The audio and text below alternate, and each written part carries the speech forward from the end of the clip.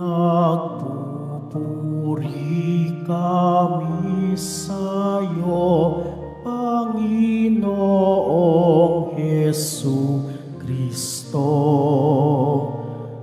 Nagpupuri kami sa'yo, Panginoong Hesu Kristo. Umaasa ako sa Diyos, nagtitiwala ng lubos sa salitang nagdudulot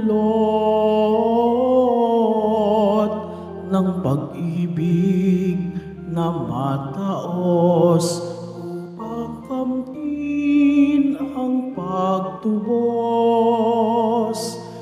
Nagpupuri kami sa'yo, Panginoong Hesu Kristo.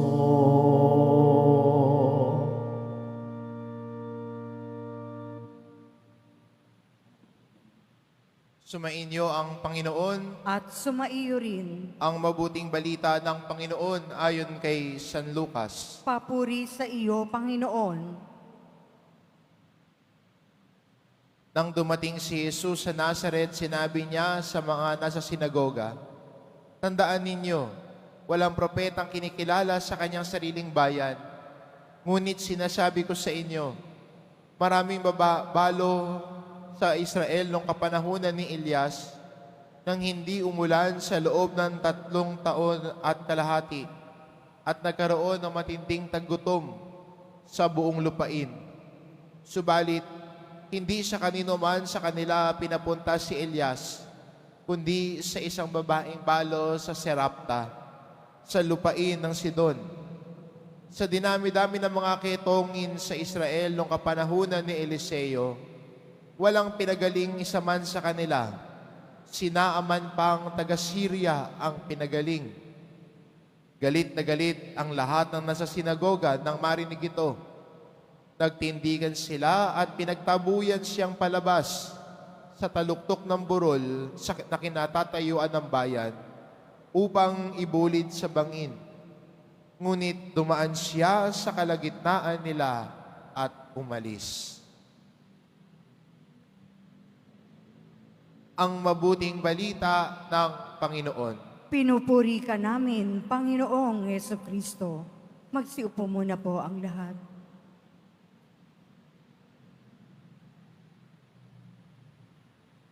Kung titignan natin sa isang buhay ng tao ng punong-puno ng sarili, ang gusto niya siya yung sentro, siya yung bida. At kung gusto niyang siya ang bida, lahat ay aayon para sa kanya at ang lahat ay susunod sa kanya. Kung anong gusto niya, yun ang masusunod. Kasi punong-puno siya ng sarili. Mataas ang tingin niya sa sarili niya. At kung na-challenge yung pag-iisip niya na yun, nagagalit siya, napipikon siya, umiinit ang ulo. Pag na-challenge sa pagiging mapagmataas niya, nagiging defensive. At anong nangyayari? Tinuturo ang daliri sa kapwa niya. Hindi ako may kasalanan, ikaw. Mahilig manuro. Mahilig manise. Hindi kayang akuin. Sa ating ebanghelyo, narinig natin na sinabi ni Jesus sa mga nang nasa sinagoga siya, sa dami-dami ng mga balo nung panahon ni Elias.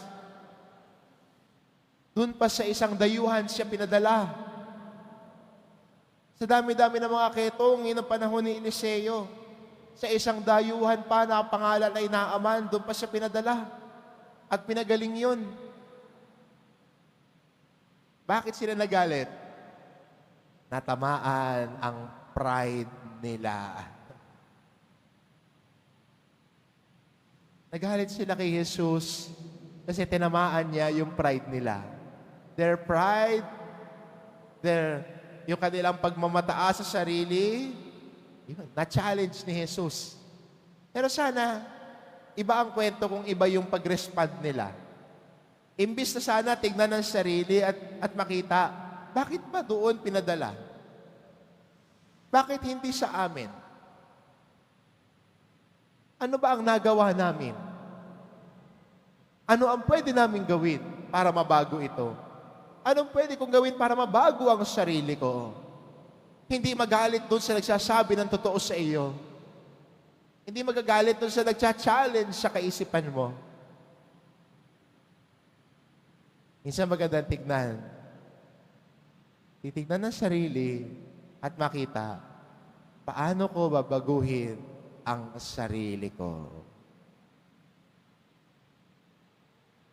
Paano ko uhubugin ang puso ko na medyo naging mapagmataas na nang ako ay matuto at dumaan sa daan ng pagpapakumbaba?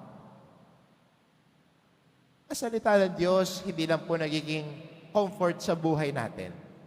Pero minsan, ang salita din ng Diyos ay hinahamon at sina-challenge tayo kung nagiging mapagmataas na tayo at ang puso natin ay nagiging matigas dahil nagiging puno na ng sarili. Ang salita ng Diyos, hinahamon at minsan pinupukpok ang matigas nating puso para ito'y maging malambot at maging natural na tumitibok.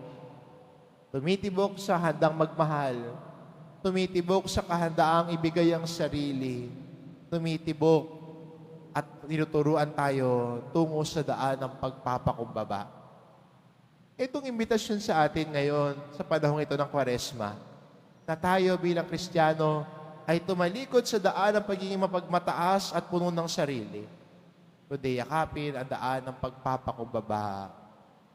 Inuubos ang sarili, handang maglingkod. Nawa ang ebanghelyo natin ay hamunin din tayo na ang salita ng Diyos ay nariyan, hindi lang para bigyan tayo ng consolation at kaginhawaan, lalo na sa panahon na tayo ay sinusubok at nawawala ng pag-asa. Pero minsan din sa katigasan din ng ulo natin, nariyan din ang salita ng Diyos para paalalahanan tayo, para tapikin tayo, para hamunin tayo, para tayo ay muling magbalik sa daan ni Jesus kung saan tayo niya iniimbitahan. Amen.